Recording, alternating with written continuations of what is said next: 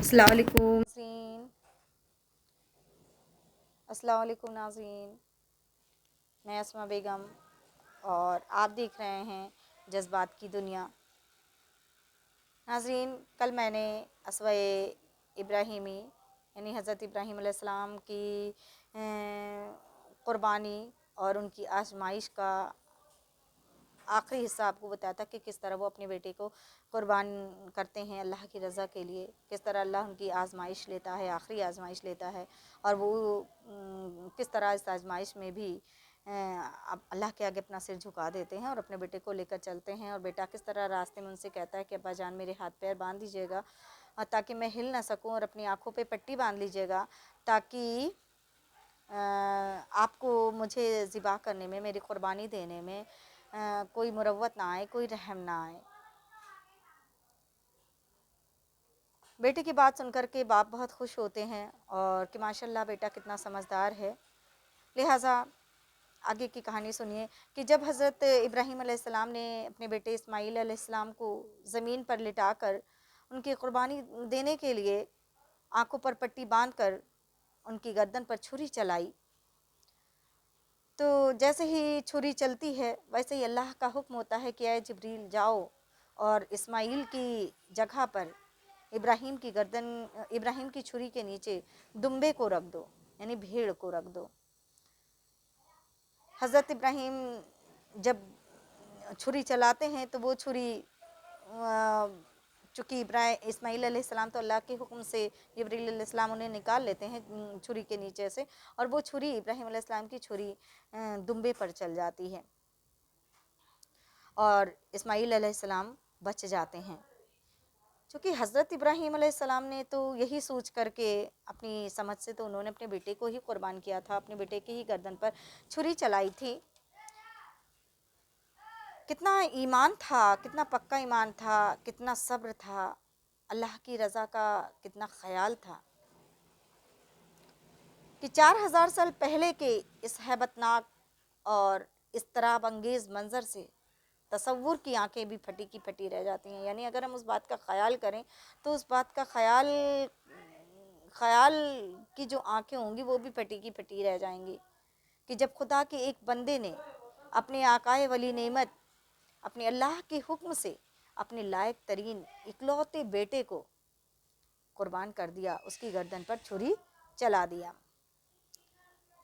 یہ ایک ایسا حکم تھا جو نہ ابراہیم سے پہلے کسی کو دیا گیا تھا اور نہ ان کے بعد کسی کو دیا گیا۔ بے شک خدا کی محبت میں قربانی دینے والے بہت سے افراد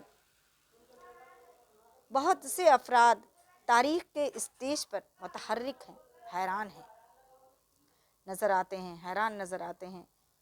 لیکن خود تاریخ گواہ ہے کہ وقت نے ان دو باپ بیٹوں کی قربانی سے بڑی اور عظیم قربانی کبھی نہیں دیکھی۔ وقت بھی اس قربانی کی گواہی دے گا کہ ایسی قربانی اس نے پہلے کبھی نہیں دیکھی۔ ہاں، تو آگے کی بات بتاتی ہوں کہ حضرت ابراہیم اور ان کے بیٹے حضرت اسماعیل جب اس بے مثال آزمائش میں پورے اتر گئے تو آقائے ولی نعمت نے جو اجر، جو انعام انہیں عطا کیا وہ بھی بے مثال ہے۔ اللہ کی طرف سے ملنے والا وہ انعام بھی بے مثال ہے۔ نبوت و رسالت جو اس کائنات میں، اس دنیا میں سلطان کائنات یعنی دنیا کے مالک پروردگار کی طرف سے دیے ہوئے منصب، عہدوں، مال و دولت، ہر چیز سے زیادہ افضل ہے۔ پیغمبری کا درجہ سبھی انعاموں سے بڑا ہے۔ تو اللہ تعالیٰ نے ان دونوں باپ بیٹوں کو پیغمبری کا درجہ عطا کیا، نبوت کا درجہ عطا کیا، انہیں اپنا نبی بنایا، نبی بنا کر اعلان کیا،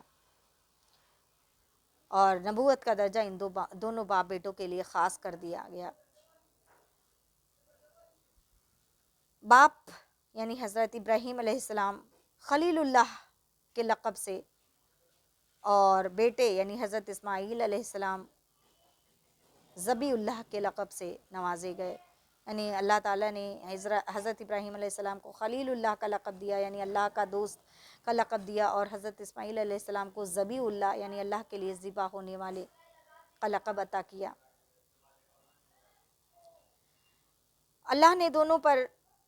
اپنی نعمتوں، برکتوں اور رحمتوں کا ایسا بادل برسایا کہ نہال ہو گئے۔ آزمائش ان کی پوری ہو گئی، لیکن اللہ تعالیٰ حضرت ابراہیم علیہ السلام کی اس قربانی، اس آزمائش کو بے مثال بنانا چاہتا تھا، اور تا قیامت تک اس کو یادگار بنانا چاہتا تھا۔ اس لیے اللہ نے اس بے نظیر قربانی سے جو اسلام کا معیاری نمونہ ہے، اس سے دوسرے بندے بھی فائدہ اٹھائیں۔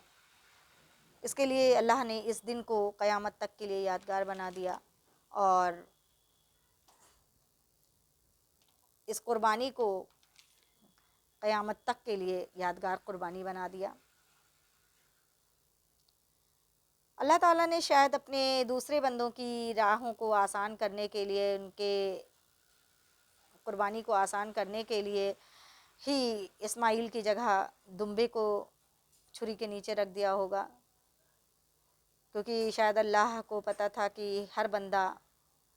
اولاد کی قربانی نہیں دے سکتا، تو اس لیے اللہ نے آسان کر دیا بندوں کے لیے، اور ہر مسلمان کے لیے اس دن کو یادگار بنانے کے لیے جانوروں کی قربانی دینا فرض کر دیا، ضروری بنا دیا کہ جو صاحب نصاب ہیں وہ اپنے اپنے حساب سے جانوروں کی قربانی دیں۔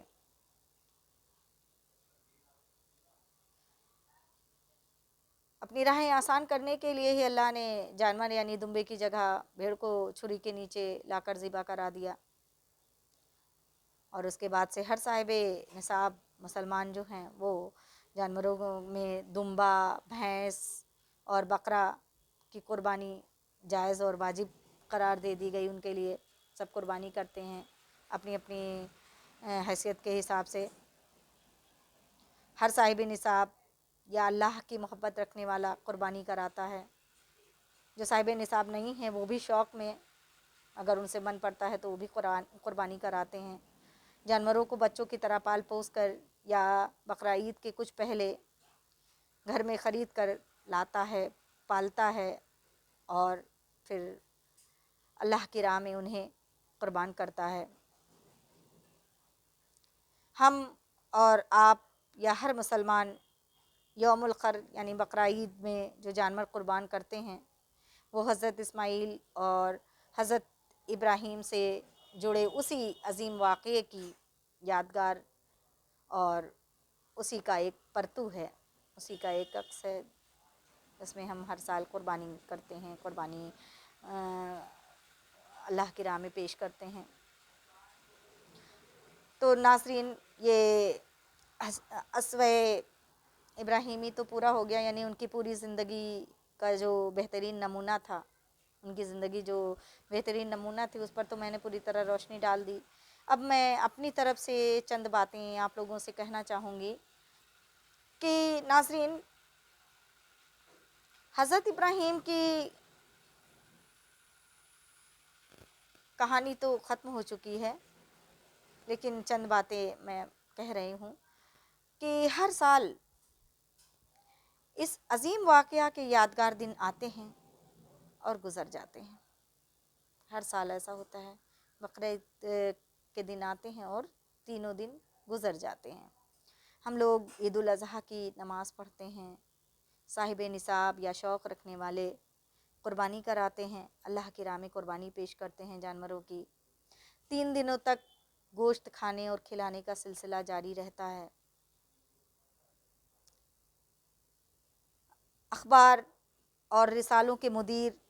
اس واقعے پر آرٹیکل اور مقالات شائع کرتے ہیں،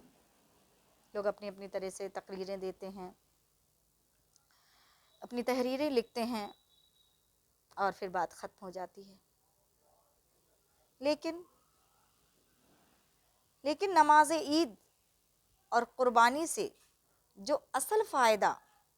ہمیں حاصل کرنا چاہیے، وہ شاید ہی کچھ خوش نصیب افراد حاصل کرتے ہیں. یعنی اس بقرہ عید کے تہوار سے، اس بقرہ عید کے واقعے سے جو اصل فائدہ، اصل نصیحت ہمیں حاصل کرنی چاہیے، وہ شاید بہت کم ہی لوگوں کو حاصل ہو پاتی ہو، شاید بہت کم ہی لوگ اسے حاصل کرنا چاہتے بھی ہوں. وہ اصل فائدہ یہ ہے کہ ہم اپنی ایمانی حالت، یعنی ہمارے ایمان کی کیا حالت ہے، ہمارا ایمان کتنا مضبوط ہے، اپنی ایمانی حالت اور اپنے اخلاق کا، اپنے کردار کا، اپنے ایمان کا اس عظیم واقعے کی روشنی میں جائزہ لیں، جانچیں، خود کو جانچیں، پرکھیں، ٹٹول کر دیکھیں. حضرت ابراہیم اور حضرت اسماعیل علیہ السلام کے ایمان اور عمل کے آئینے میں اپنے ایمان اور عمل کا عکس دیکھنے کی کوشش کریں. ان کے ایمان کے آئینے میں اپنے ایمان کو ٹٹولنے کا عکس کریں کہ کیا ہمارا ایمان کہاں تک مضبوط ہے، ہم اپنے ایمان میں کہاں تک مستحکم ہیں، ہم اللہ کی رضا کے لیے کیا کر سکتے ہیں. سنجیدگی اور خلوص کے ساتھ اس بات پر غور کریں کہ اسوہ ابراہیمی، یعنی ابراہیم کی زندگی کا جو نمونہ ہے، اس پر عمل کرنے کے معاملے میں ہمارا کیا حال ہے، ہم کتنا عمل کر پاتے ہیں اس پر. کیا اس واقعے کی یاد ہمارے دلوں میں ہمارے دل میں محبت الہی کا کوئی ایک جذبہ اور ہماری سروں میں کلمہ توحید کو سر بلند کرنے کا کوئی ایک سودا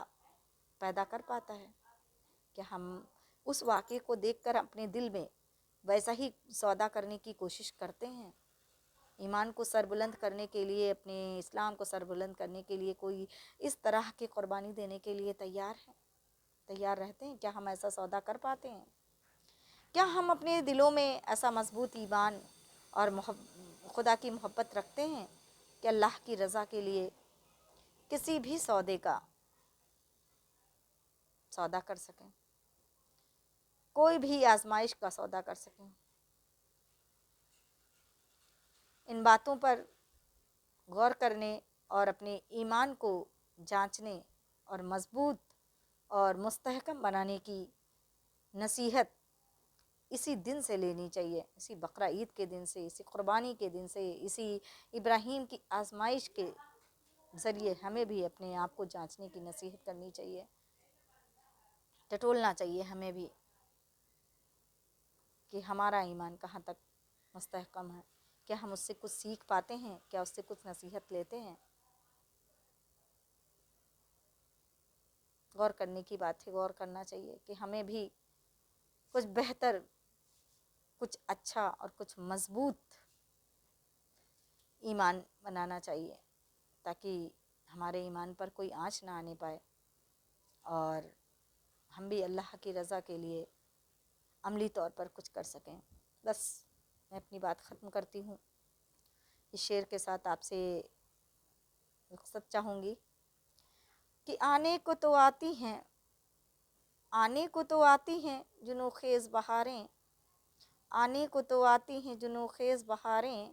کیا جانیے اب کیوں ہمیں سودا نہیں ہوتا، کیا جانیے کیوں اب ہمیں سودا نہیں ہوتا. بس